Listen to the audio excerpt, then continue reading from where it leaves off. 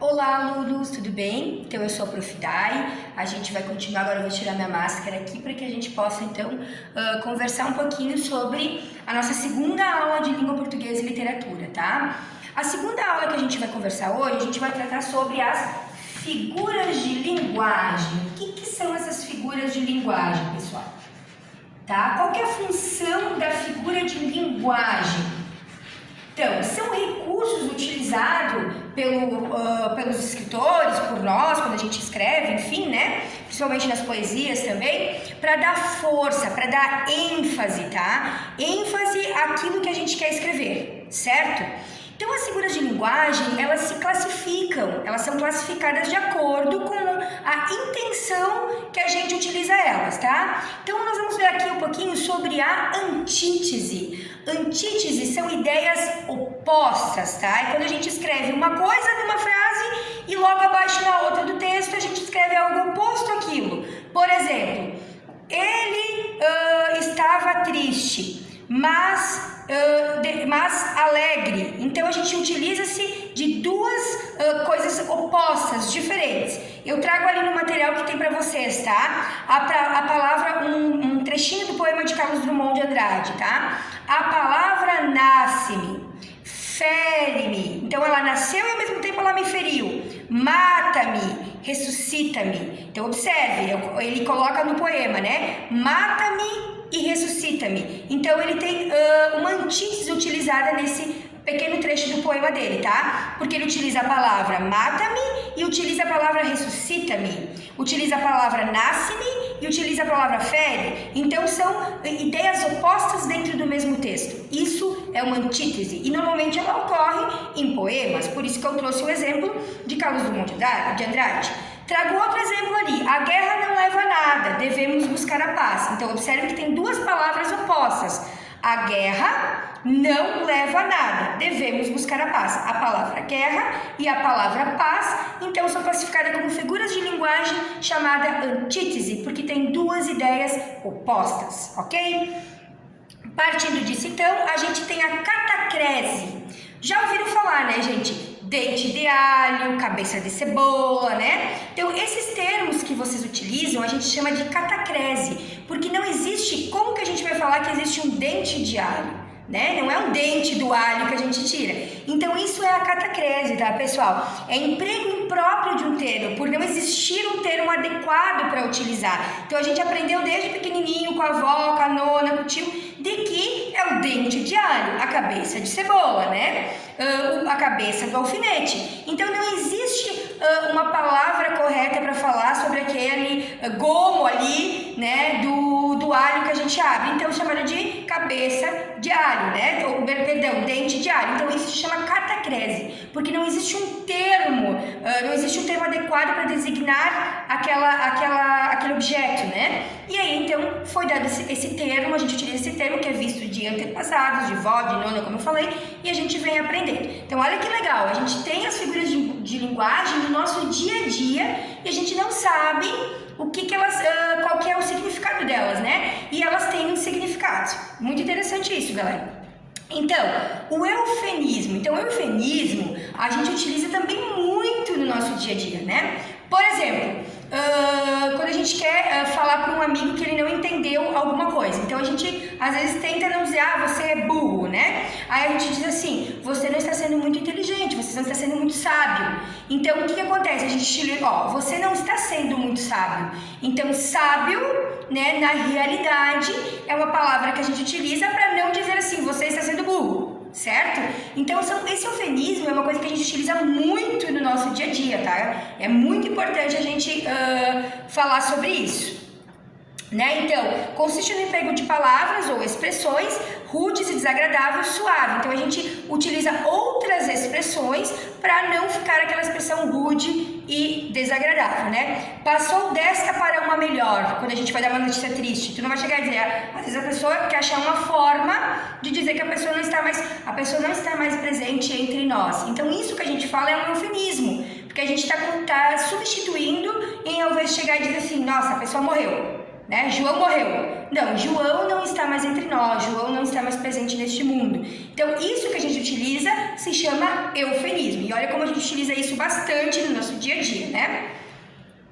Hipérbole. Então, isso é outra que a gente usa muito. Quem nunca chega lá e fala assim: nossa, meu vizinho aí comprou um carro novo e tá nadando no dinheiro, né? Ou aquela vizinha já falou milhões de vezes a mesma fofoca. Então, isso são coisas que a gente utiliza no nosso dia a dia. Então, o fato de exagerar a fala nossa, está nadando no dinheiro, né? Porque a gente não está olhando a pessoa nadando lá mesmo no dinheiro. Então, essa coisa que a gente utiliza para falar de forma exagerada se chama hipérbole. E a gente usa muito no dia a dia.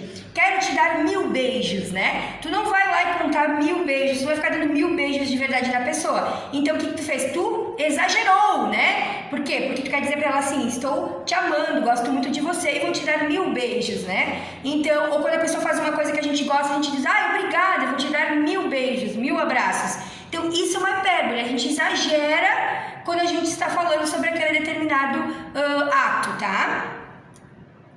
Depois a gente tem a chamada metáfora, né? Que essa a gente utiliza bastante e vocês às vezes até falam entre vocês: ah, estou falando metaforicamente. E eu usei uma metáfora, né? Um exemplo: ela é um anjo, ou ela é igual a um pitbull, né? Então, quando a gente fala assim: ela é igual a um pitbull, o que a gente quer se referir? A palavrinha pitbull, a gente não quer dizer que ela tem a cara do cachorro ou que ela é um cachorro igual ao pitbull. Não, a gente identifica que o pitbull, né, é porque ela é brava. Então, isso é usar uma palavra metaforicamente, ou seja, uma metáfora. Eu utilizei a palavra pitbull, a palavra anjo, para designar uma qualidade ou um defeito da pessoa. Então, isso é uma metáfora, ok? Depois a gente tem a metonímia, tá? O que é a metonímia, pessoal? É o emprego da palavra por outra, baseando-se de uma relação constante entre elas. Por exemplo, João é um sem-teto. O que eu quero dizer? O que a palavra teto identifica? A palavra casa. Então, isso é uma metonímia. Eu utilizei a palavrinha teto para designar a casa, né? Que ele é uma pessoa que não tem uma casa. Tá? Ele comeu uma caixa de chocolate. Então, ele comeu o que estava dentro da caixa, né? Então, ele comeu uma caixa de chocolate. Quando a gente fala isso, por exemplo, a gente não pode observar que a pessoa está comendo a caixa, mas ela está comendo o que está dentro da caixa. Mas a gente não fala: João comeu o que está dentro da caixa de chocolate. A gente vai falar: João comeu uma caixa de chocolate. Mas, automaticamente, a gente identifica que aquele comeu o que está dentro da caixa. Então, isso é uma metonímia, tá?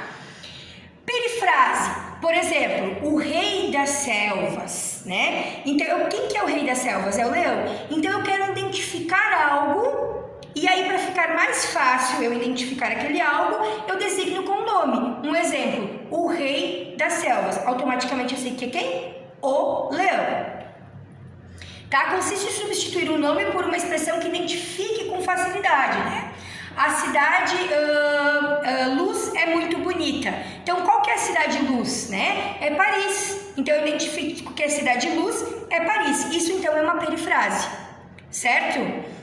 A cidade maravilhosa é um meio turístico de passeio, por exemplo, né? Então, quando eu identifico a cidade maravilhosa é o Rio de Janeiro. Então, automaticamente, a pessoa vai conseguir identificar mais. Eu não preciso ficar falando é o Rio de Janeiro. Então, a perifrase, muitas vezes, é utilizada nos meios de marketing, né? Porque o pessoal coloca aí uma palavra para, por exemplo, se eu quero fazer o marketing, olha, Farroupilha, né? A cidade da colonização italiana está recebendo grandes turistas. Automaticamente, a gente vai entender que a cidade de colonização italiana é Farroupilha, certo? Então, eu utilizo bastante em reportagens que vocês veem normalmente. Tem em algumas reportagens, quando quer falar de Farroupilha, a cidade da colonização italiana. Então, a gente já sabe que está se referindo a Farroupilha, né? Dentro dos textos jornalísticos é muito utilizado essa perifrase, certo? O pleonasmo, né? Então, o que é o pleonasmo? Ele consiste na redundância. Quem nunca falou? Entra para dentro, desce a escada, sai para fora, né? Então, isso é um pleonasmo, porque é uma redundância. Se eu digo entra, automaticamente é entra para dentro de um ambiente. Né? Se eu digo desce uma escada, que automaticamente é para descer, né? E se tu tem que descer, vai descer aquela escada. Então, isso é um pleonasmo, é quando a gente tem uma redundância na nossa fala, certo? E a prosopopeia, gente, é muito utilizada em gibis, né? Que é personificar elementos que não têm vida. Por exemplo, o chapéu conversou com a calça. Normalmente é utilizado... o chapéu conversou com a cabeça e disse, vamos passear. Normalmente é utilizado aonde a prosopopeia? Em livros infantis. Então, é onde a gente personifica um objeto que não é personalizado, que não tem vida. Isso é a prosopopeia, tá? Então, gente, é isso sobre figuras de linguagem. Tem um material bem bom de apoio que eu deixei para vocês, mais esse vídeo, e vocês vão conseguir, então, fazer nossas atividades. Qualquer coisa, liga aí para a professora, manda uma mensagem e a gente está à disposição. Valeu, galera. Até mais, tá? Forte abraço.